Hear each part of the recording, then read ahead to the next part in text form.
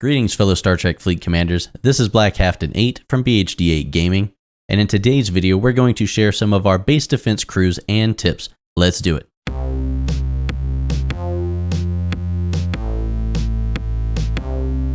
The best defense for your base, of course, is the Peace Shield. Its job is to provide an unbreakable barrier around your base to protect all of your docked ships, as well as all of your unvaulted resources, that is your tritanium, parsteel, and dilithium, from other prowling Star Trek fleet commanders.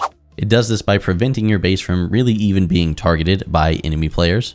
It does not have an HP mechanic, so people cannot sit there and pound away at it to eventually make it go away. The only way to get rid of it is for it to expire naturally at the end of its timer, or for you to engage in a PvP action prior to its timer expiring. As such, many players choose to forego PvP in Star Trek Fleet Command in an effort to not needlessly dwindle away their stock.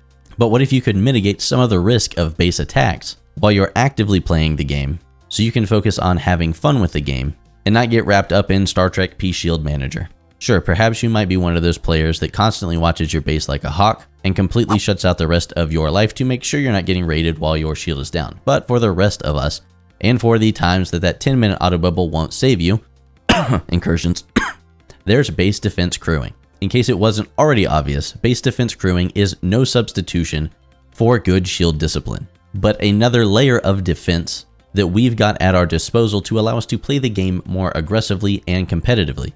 The best uses for base defense crewing are to protect your own base while you're attempting to raid or defend a friendly base from a raid, so people don't one-shot your base and force you to shield and leave the battle. To keep your guard up while you're out OPC hunting or otherwise engaged in PvP activity, so you're not burning through those shields between attacks. As a last line of defense, to buy yourself some time while you're away from the game, either for a bathroom break because you misjudged how long to shield while you were working or sleeping, or any other reason that real life takes precedence over the game. Yeah, 𝗂𝗶𝘁𝗵, those moments do exist.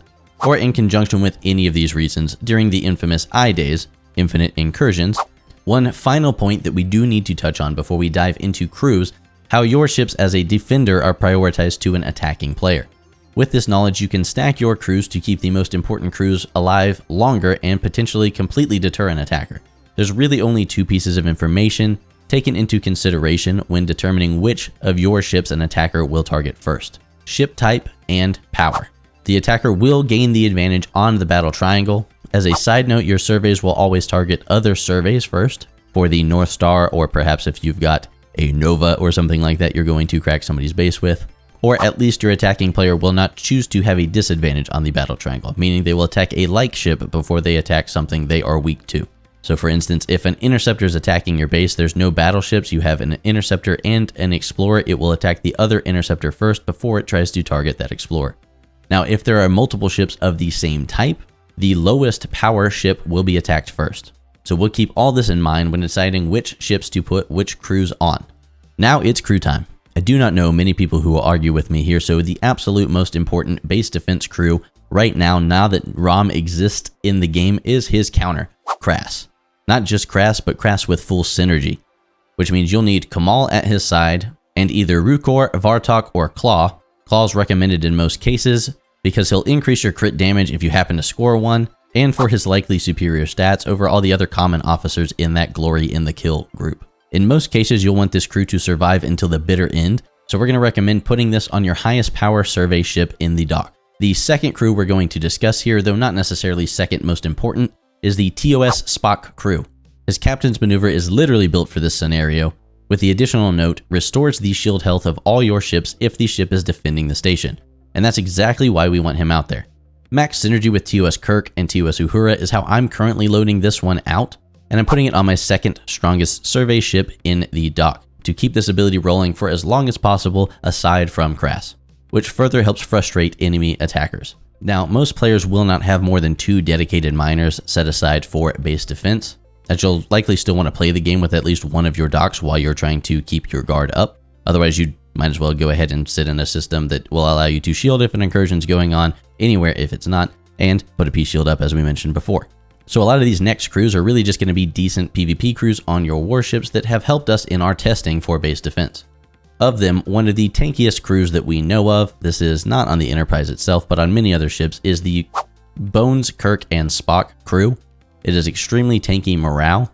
The thought process behind that, of course, is that you are not going to do a lot of damage with your ships. They might do some damage, but most of your damage is going to come from your defense platforms. So long as your ships sit there and frustrate attackers and stay alive, keep recharging those shields, and keep mitigating as much damage to their hulls as possible, the more damage your defense platforms will do every round, and the more likely an attacker will give up and go do something else. Outside of that, it's a good idea to put your best PvP crews on either your strongest ship or your second strongest ship if you're already using your strongest ship for other purposes. Now, from here, things are going to get pretty messy, as we're not even really looking at specific crews anymore, but just officers that if you have them, we can patchwork into crews that will further help you defend.